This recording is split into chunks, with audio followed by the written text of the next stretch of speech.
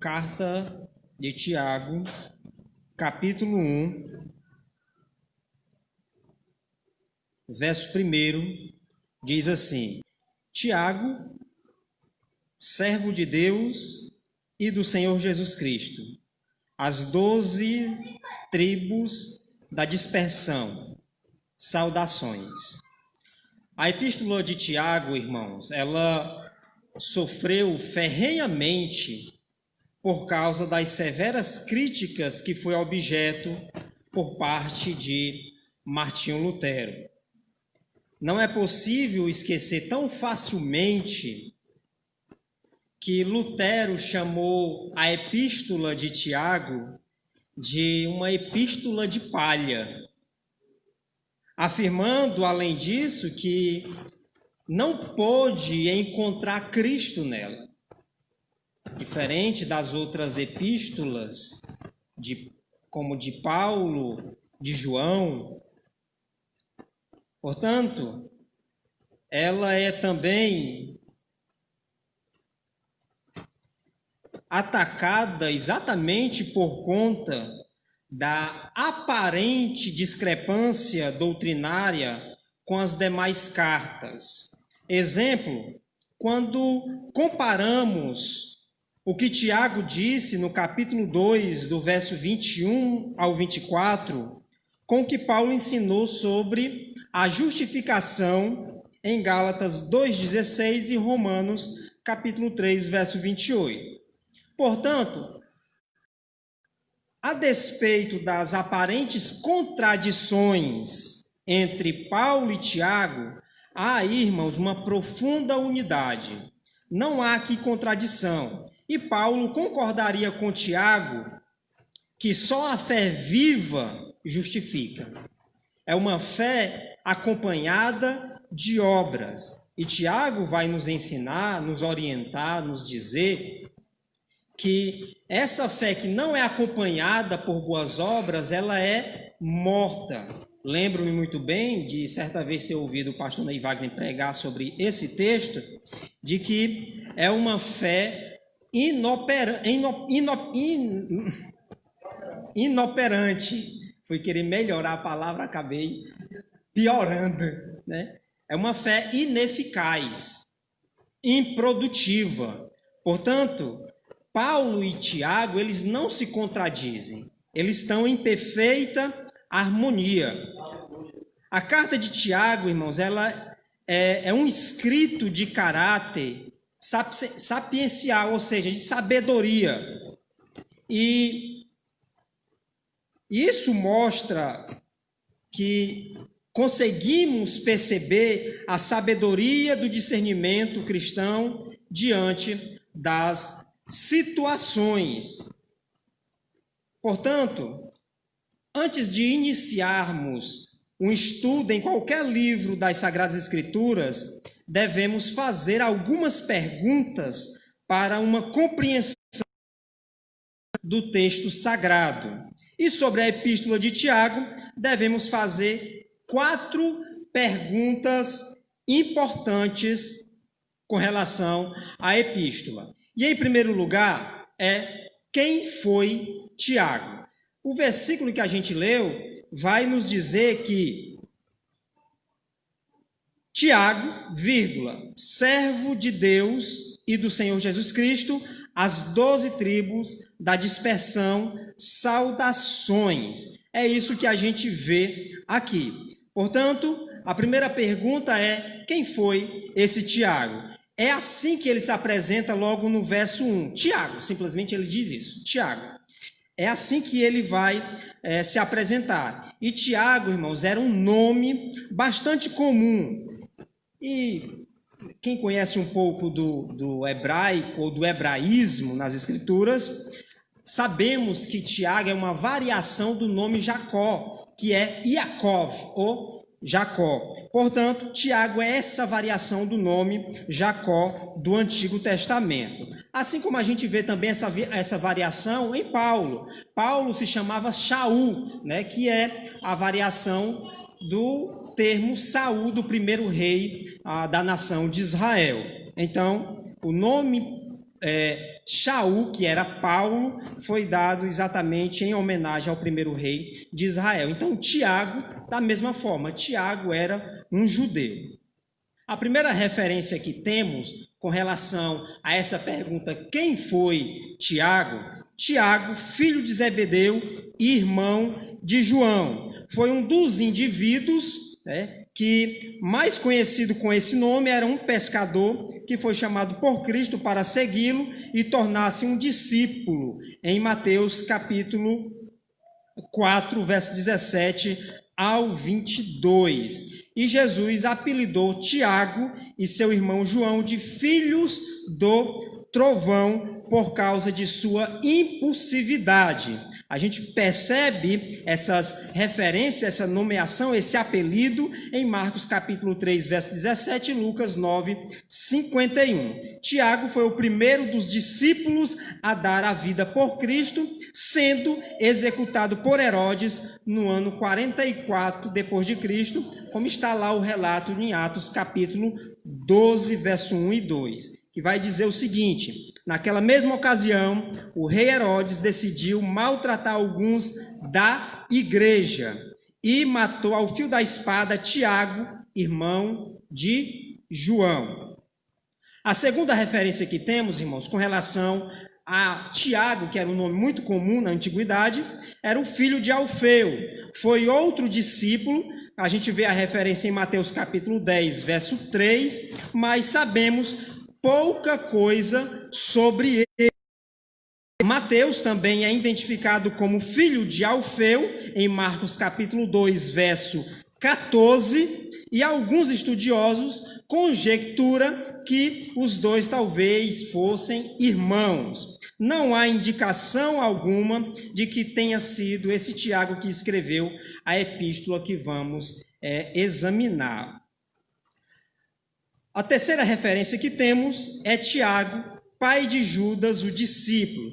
E eis um homem ainda mais desconhecido. E a referência está em Lucas capítulo 6, verso 16. E esse Judas é chamado de filho de Tiago, distinguindo-o, portanto, de Judas o Iscariote, ou Judas Iscariotes.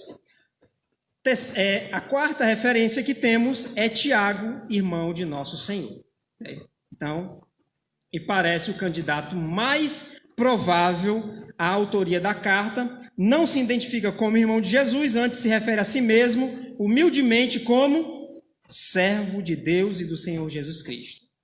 Mateus capítulo 13, versos 55 ao 56 e Marcos 6,3 afirma que Jesus tinha irmãos e irmãs, e um dos seus irmãos se chamava Tiago. Então, quero aqui deixar bem claro, irmãos, que ao falar de irmão, quero dizer, obviamente, meio-irmão. Porque José não era pai de Jesus, pois o menino foi assim concebido pelo Espírito Santo de Deus. Portanto, esse Tiago foi o escritor da carta, o Tiago, meio-irmão do Senhor Jesus Cristo. E é importante ressaltar, irmãos, que Tiago e os outros irmãos não creram em Jesus durante seu ministério aqui na terra. No entanto, encontramos irmãos do Senhor no cenáculo orando com os discípulos em Atos capítulo 1, verso 14, o que os fez mudar da incredulidade para a fé, Uma pergunta até razoável. Em 1 Coríntios capítulo 15, verso 7, há indicações, irmãos, que depois de ressuscitar, Jesus apareceu a Tiago. Com isso, Tiago convenceu-se de que Jesus era, de fato, verdadeiramente o Salvador e compartilhou seu conhecimento a respeito dele com os demais irmãos. Tiago tornou-se, assim, o líder da igreja de Jerusalém, ou em Jerusalém. Em Gálatas, capítulo 2, verso 9, Paulo chama de coluna da igreja.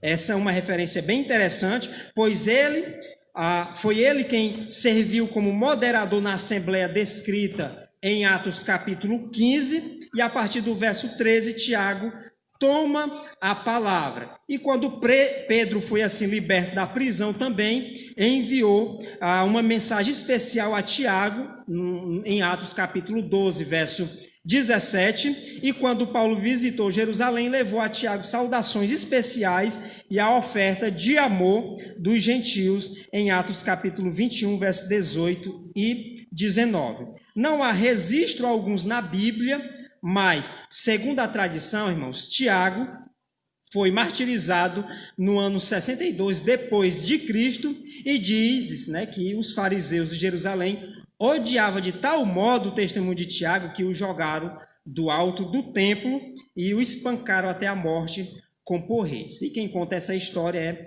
Eusébio de Cesareia, na história eclesiástica, né? Então, essa história também relata, irmãos, que assim como Jesus, Tiago morreu orando por seus assassinos. Pai, perdoa-lhes, porque não sabem o que fazem. Então, esse é o testemunho aqui, né, do apóstolo Tiago. Nos dá. Pois bem. A tradição também afirma, irmão, uma coisa interessante, que era um homem de oração. Esse testemunho que a tradição dá de Tiago é fenomenal, porque era um homem de oração, o que explica sua ênfase sobre esse tema na epístola. Mesmo que você faça uma leitura superficial na epístola de Tiago, você vai perceber que Tiago dava uma ênfase na questão da oração. Ele fala várias vezes sobre a questão de pedir. Com exceção de Judas, ele é o único escritor do Novo Testamento que descreve a si mesmo como um termo doulos, escravo. Voltando à questão da oração, a tradição ainda conta, irmãos, que ele orava tanto que tinha os seus joelhos como de camelo. Era bastante encaliçado, porque era um homem devoto à oração. Uma referência que a gente encontra ainda no verso 1 aqui é que Tiago se apresenta como servo de Deus e do Senhor Jesus Cristo.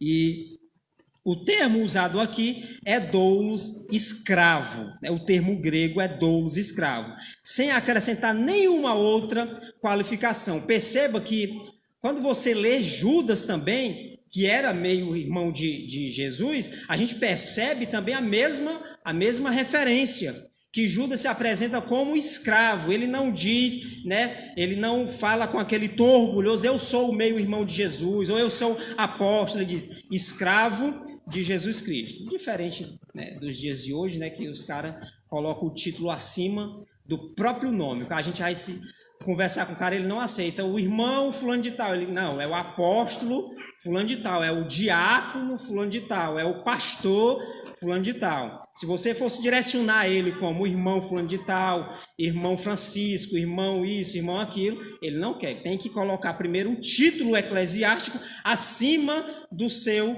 nome pessoal. Então, o seu nome basicamente parece tornar-se um sobrenome do seu título eclesiástico. Então, isso é muito perigoso e a gente vê isso com muita facilidade em nossos dias. Portanto, o que a gente percebe é que ele se apresenta como escravo. Paulo se apresenta a si mesmo como servo de Jesus Cristo e como seu apóstolo. A gente vê isso em Romanos capítulo 1, Filipenses capítulo 1, verso 1, e em algumas epístolas do apóstolo Paulo a gente vê as apresentações apostólicas do próprio Paulo, mas Tiago não. Tiago, ele diz que apenas é escravo.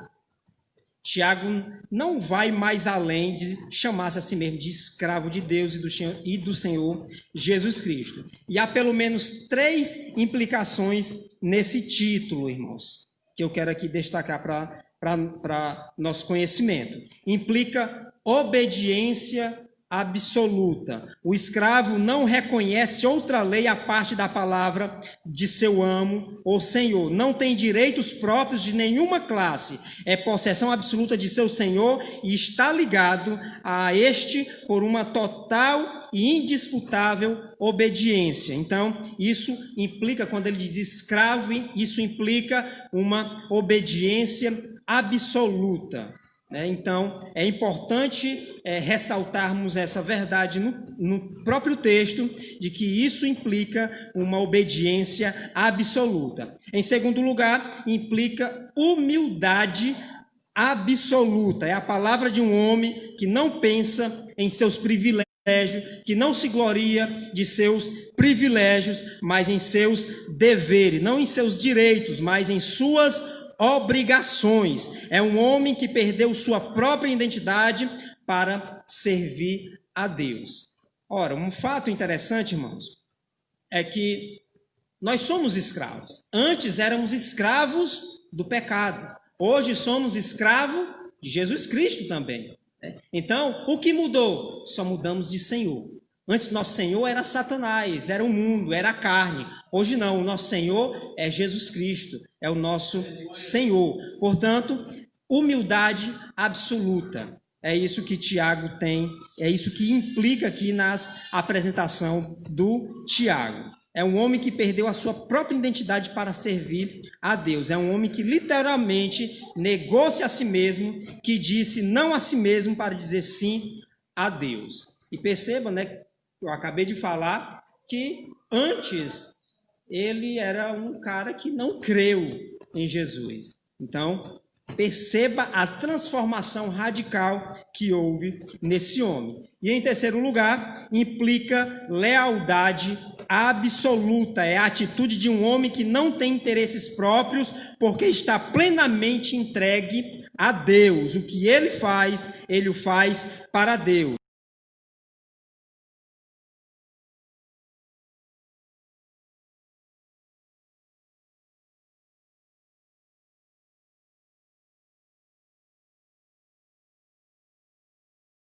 Da epístola. A segunda pergunta, meus irmãos, que devemos fazer com relação à carta, para quem Tiago escreveu? A primeira pergunta é, quem era Tiago? A segunda, para quem Tiago escreveu? Observe comigo a parte B do versículo 1.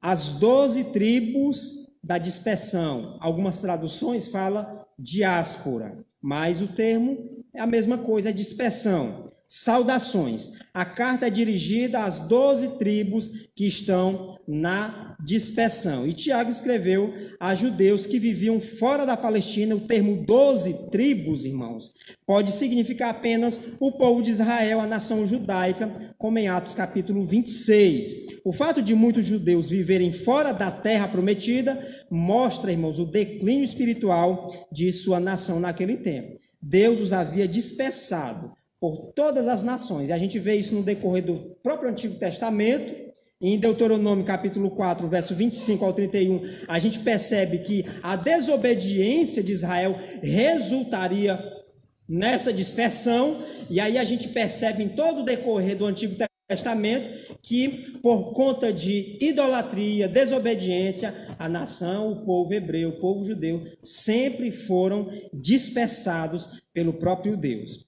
Foram mandados a cativeiro, foram escravos, então a gente percebe isso.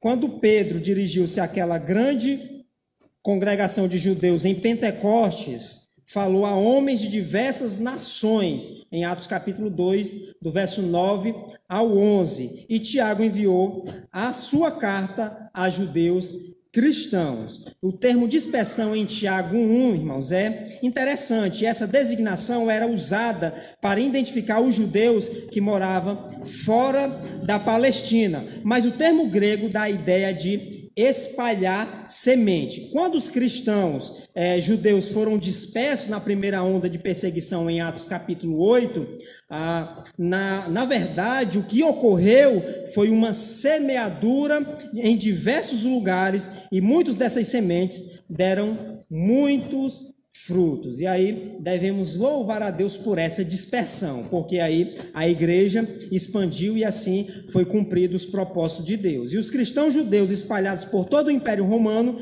tinham necessidades e problemas específicos. Pelo fato de serem judeus, sofriam a rejeição dos gentios e pelo fato de serem judeus cristãos, eram rejeitados pelos próprios compatriotas. Essa carta, irmãos, indica que a maioria desses cristãos era pobre e que alguns deles eram oprimidos pelos ricos. Então, caminhamos assim para a terceira pergunta importante sobre a carta de Tiago.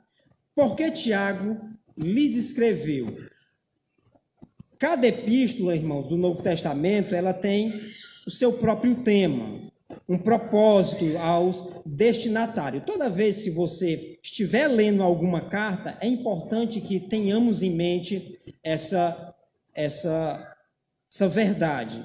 Ela tem um destinatário que foi enviada de forma especial. Paulo escreveu a Epístola aos Romanos a fim de preparar os cristãos de Roma para a visita que pretendia lhes fazer. Primeiro aos Coríntios foi uma carta enviada à igreja de Corinto com o objetivo de quê? De sanar problemas. Gálatas foi escrita para um grupo de igrejas a fim de advertir sobre o legalismo e os falsos ensinamentos. Ao ler a Epístola de Tiago, observamos que esses cristãos judeus tinham alguns problemas em sua vida pessoal e na própria congregação. Dentre outras coisas, irmãos, passavam por grandes provações e enfrentavam também muitas tentações. E alguns cristãos davam toda a atenção aos ricos, era um dos problemas também nessa carta. A gente vê problemas sociais aqui muito sérios nessa carta, enquanto outros eram roubados pelos ricos. E os membros da igreja competiam também por cargos de liderança, especialmente na área do ensino, coisa que não tem nada a ver conosco hoje, né? A gente parece que, por isso a carta do apóstolo Tiago, a carta de Tiago, é completamente atual, porque a gente percebe esses dramas vivenciados nas igrejas primitivas, e vivenciamos também os mesmos dramas hoje. Por isso devemos nos voltar para essas preciosas verdades que encontramos nessas epístolas. Então, o que a gente percebe é que esses cristãos passavam por diversas dificuldades, principalmente dentro da congregação, no seio da comunidade, no seio da igreja, e que precisavam ser sanados, resolvidos. E alguns cristãos, irmãos, davam atenção aos ricos, enquanto os outros eram roubados pelos ricos. Eram problemas que acontecia. Aí tinha a competição sobre liderança, na área de ensino, uma série de problemas que acontece hoje nas igrejas locais. Uma das principais dificuldades da igreja, irmãos, era que muitos de seus membros não viviam de acordo com a sua profissão de fé. Era o tipo daquelas pessoas que falavam, mas não andava à altura daquilo que ensinava ou pregava e falava. Além disso, a língua também causava problemas sérios, a ponto de gerar conflitos e divisões na igreja. Outro problema dizia respeito, irmãos, à mentalidade mundana. Então, alguns cristãos estavam desobedecendo a palavra de Deus e, por causa disso, ficaram fisicamente enfermos. Alguns estavam até se afastando do Senhor e da própria igreja. Recapitulando, essa lista de problemas, será que parece muito diferente das dificuldades que enfrentamos hoje nas nossas igrejas locais? Não, irmãos, nada. Acaso não temos em nossas igrejas pessoas que sofrem por algum motivo? Não temos membros que vivem de modo que não condiz com o seu discurso, ou com o que pregam, ou com o que ensinam? O mundanismo não continua sendo um problema sério também no seio da igreja? Não existe cristãos incapazes de controlar a língua também dentro do seio, no seio da igreja? Existe, irmãos. Tem esse tipo de pessoa, né? Então, parece que Tiago trata de questões extremamente atuais. Parece não, ou faço é afirmar, ele trata de temas, mesmo escrito há 2000 e poucos anos atrás. Tiago trata de problemas muito específicos e que são problemas hoje enfrentados pela própria liderança da igreja. No entanto, Tiago não discute aqui uma série de problemas variados. Todos esses conflitos, irmãos, têm uma só causa: a imaturidade.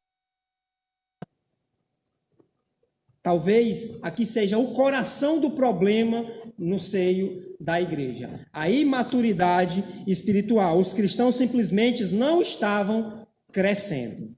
E isso, irmãos, dá uma dica sobre o tema da carta. As características da vida cristã madura. Então, em várias ocasiões, Tiago usa o termo perfeito, uma palavra que significa maduro ou completo. E essa palavra, o termo grego para essa palavra é teleios, né?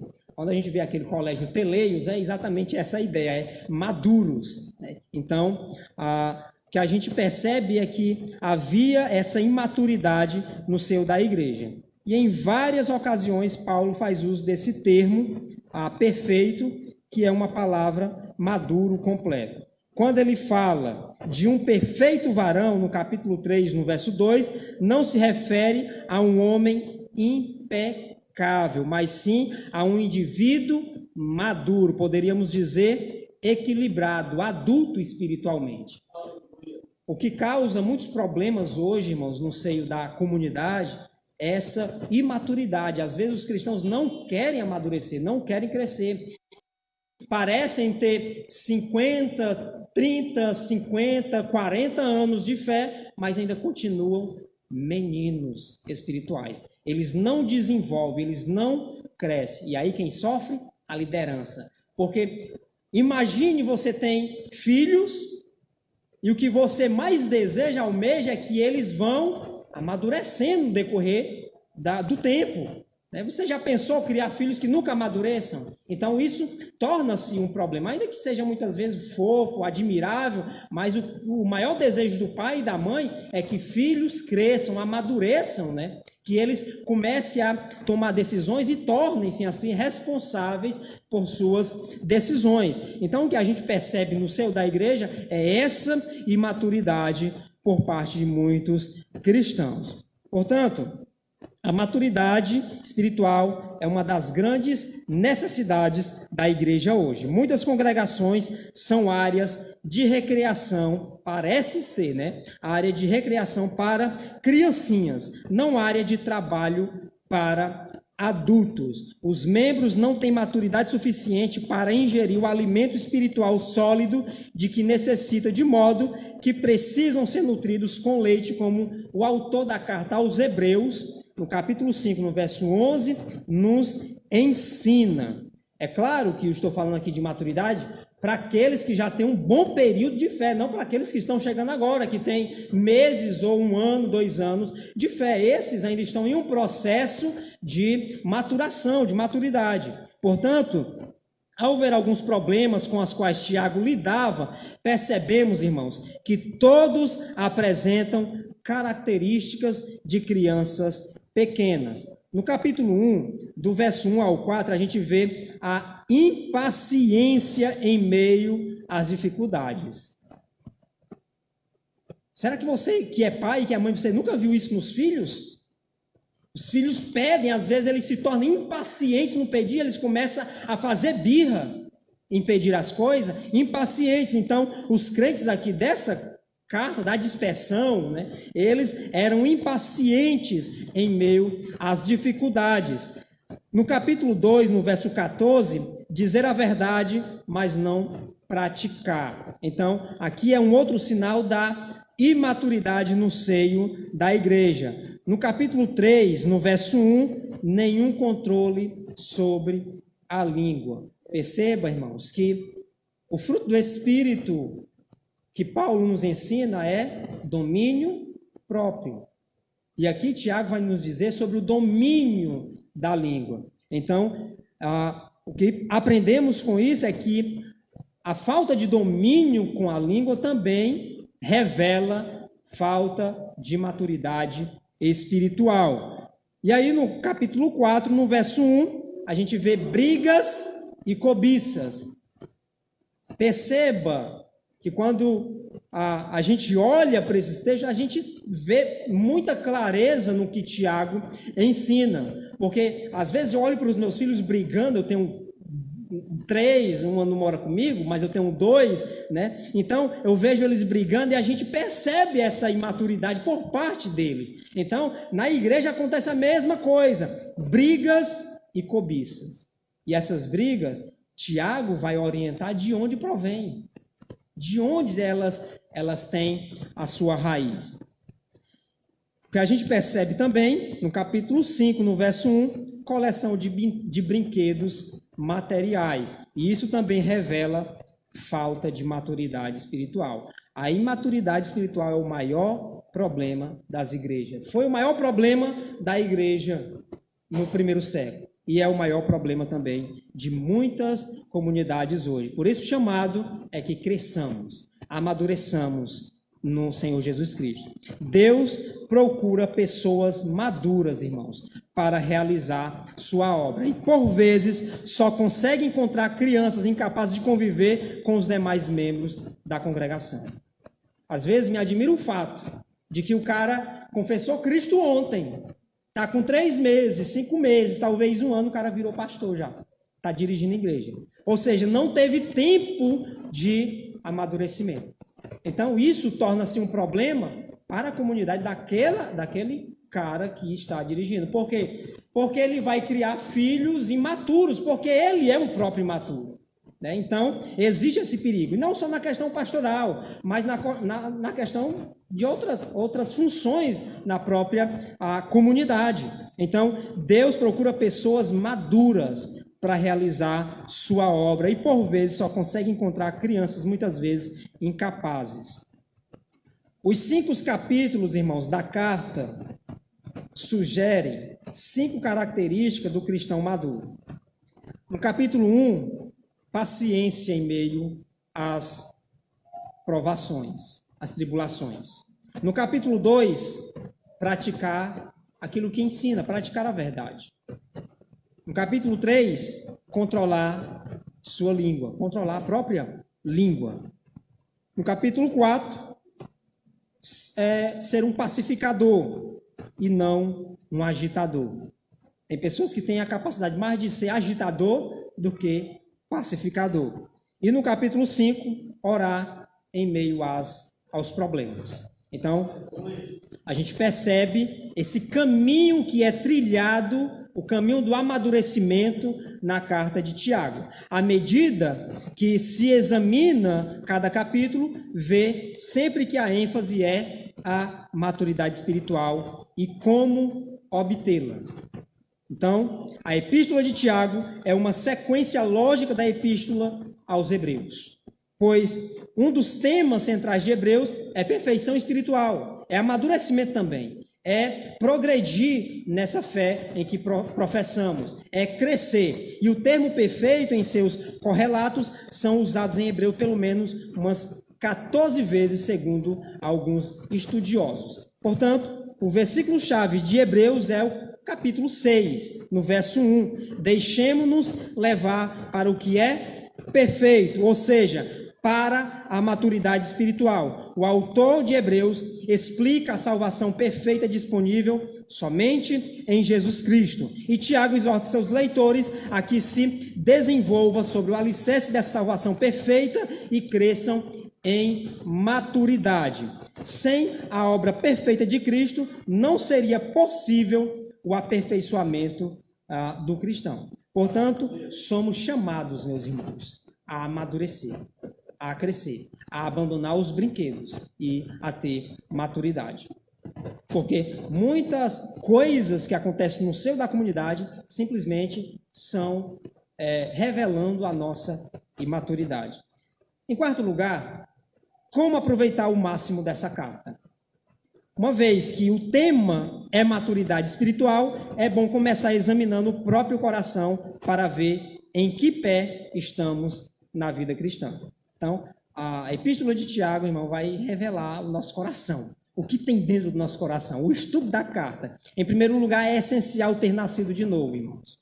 Né? Sem o nascimento espiritual, não pode haver maturidade espiritual. E Tiago cita o novo nascimento logo no início da carta, no verso 18 aí do capítulo 1. Ele vai dizer: segundo sua vontade, ele nos gerou pela palavra da verdade, para que fossemos como os primeiros frutos de suas criaturas. Encontramos também, irmãos, um paralelo em 1 Pedro, capítulo 1, verso 23. Fostes regenerado não da semente perecível, mas imperecível, pela palavra de Deus, que vive e permanece. Como um bebê humano, o bebê espiritual, irmãos, também tem um pai e uma mãe. O Espírito de Deus e a palavra de Deus.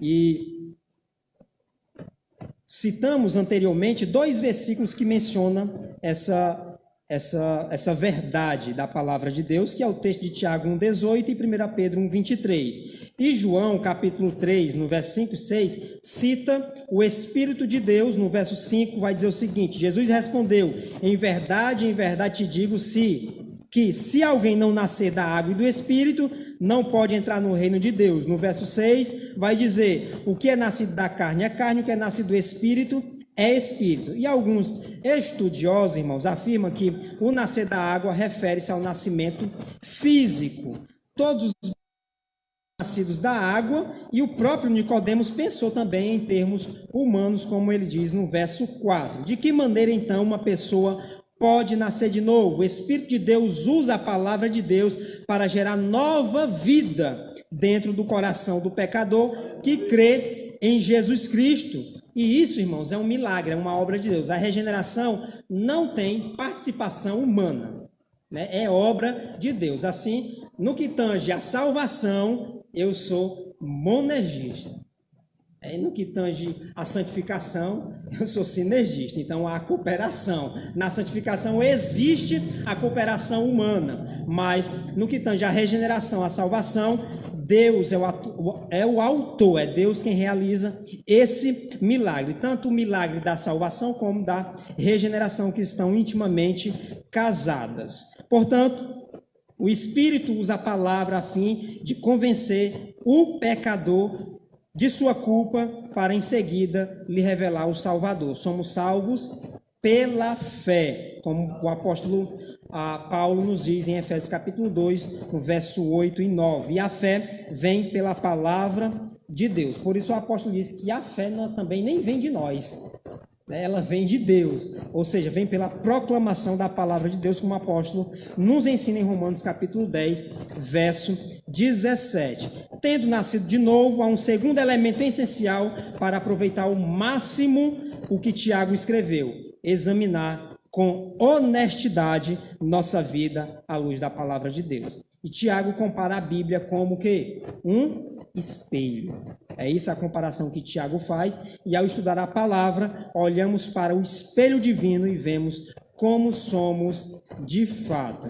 E aí, irmãos, quando a gente olha de fato para a palavra de Deus, revela que somos tão maus, tão pecadores, tão perversos, e que precisamos da graça operante de Deus em nosso coração para que possamos realizar e produzir frutos pacíficos de justiça na obra de Deus, no reino de Deus. Portanto, Tiago adverte que é preciso ser honesto quanto ao que vemos, não apenas olhar a imagem de relance e dar as costas para ela. Conta-se, irmãos, de um homem que vivia longe das civilizações e um dia se olhou no espelho pela primeira vez, ele ficou tão chocado com o que viu que quebrou o espelho. Muitos cristãos cometem o mesmo erro, criticam o pregador ou a lição, quando na verdade precisam avaliar quem? A si mesmo. Não é isso que o apóstolo Paulo nos ensina na sua primeira carta aos Coríntios, no capítulo 11? Examine-se, pois, cada um a si mesmo. Devemos examinar o nosso coração. Muitos cristãos cometem o mesmo erro. Olham para o espelho da palavra de Deus, eles rasgam, eles queimam, eles fazem qualquer outra coisa, mas não conseguem examinar o seu próprio coração e assim voltar-se para Deus. Isso leva ao terceiro elemento essencial: é preciso obedecer a qualquer custo o que Deus ensina e ser praticantes da palavra, somente ouvintes, como ele diz no verso 22 do capítulo 1. É fácil, irmão, participar de um estudo bíblico e discutir o que está sendo ensinado, mas é extremamente difícil aplicar à vida diária, no mundo, o que aprendemos. Isso é extremamente difícil. Não somos abençoados pelo estudo da palavra, mas sim pela prática da palavra. A menos que estejamos dispostos a obedecer, o Senhor não tem obrigação alguma de nos ensinar. Então, devemos ter a disposição para aprender. O quarto elemento é estar preparados para algumas provações adicionais. Sempre que passamos por um momento de crescimento espiritual mais severo, o inimigo multiplica seus esforços para se opor a nós. Pode acontecer de notarmos, por exemplo, que precisamos de mais paciência, portanto, é bom estar prontos para mais tribulações. Sabemos que a tribulação ela produz paciência, como Paulo ensina no capítulo 5 de Romanos, verso 3. O verdadeiro estudo mais profundo da palavra dá-se na escola da vida, não na sala de aula. É claro que eu não estou dizendo com isso que você não deva ingressar no seminário para aperfeiçoamento ministerial. Claro que não. Mas o mais profundo, o verdadeiro estudo mais profundo da palavra de Deus dá-se na escola da vida. Nunca devemos orar, irmãos, pedindo paciência.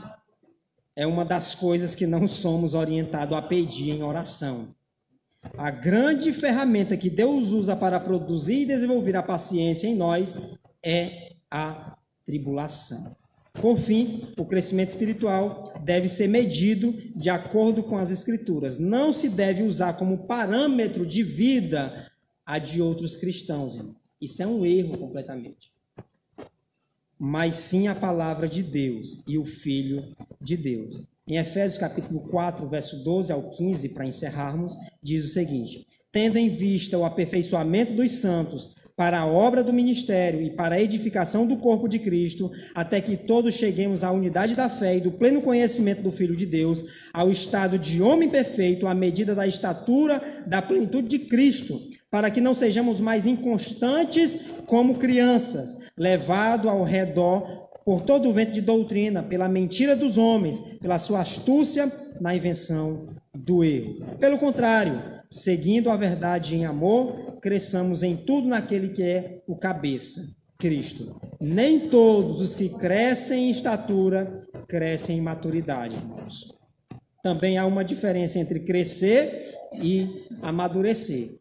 Muitas vezes a gente conhece pessoas mesmo, né? No sentido biológico, físico, só tem tamanho, mas a cabeça é de um menino. Só tem idade, mas a cabeça é de um menino. E no seio da igreja, no povo de Deus também, há o mesmo comportamento, as mesmas deficiências. Só porque um cristão é salvo há 15 ou 20 anos, isso não é garantia de que tal indivíduo possua maturidade do Senhor. Cristãos maduros são cristãos felizes e úteis, que ajudam e encorajam os outros a edificar a congregação.